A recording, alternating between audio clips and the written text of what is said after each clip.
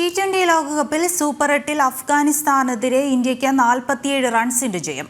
India ഉയർത്തിയ 182 പിന്തുടർന്നിറങ്ങിയ Afghan innings 134 റൺസിൽ അവസാനിച്ചു. അർദ്ധ സെഞ്ചുറി നേടിയ സൂര്യകുമാർ യാദവ് കളിയിലെ താരം.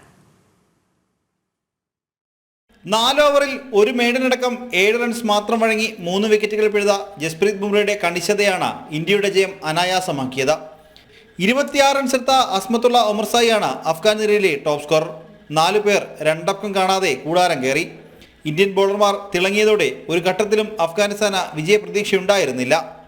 ഹർഷദീപ് സിംഗ് 3ഉം കുൽദീപ് യാദവ് 2ഉം അക്ഷർ പട്ടേലും രവീന്ദ്ര ജഡേജയും ഓരോ വിക്കറ്റുകൾ വീതവും വീഴ്ത്തി.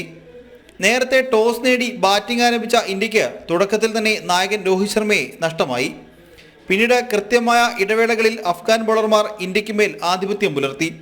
ക്രീസിൽ നിലയുറപ്പിച്ച സൂര്യകുമാർ യാദവിന്റെ അർദ്ധ സെഞ്ചുറി പ്രകടനമാണ് ഇന്ത്യക്ക് പൊരുതാവുന്ന സ്കോർ സമ്മാനിച്ചത്.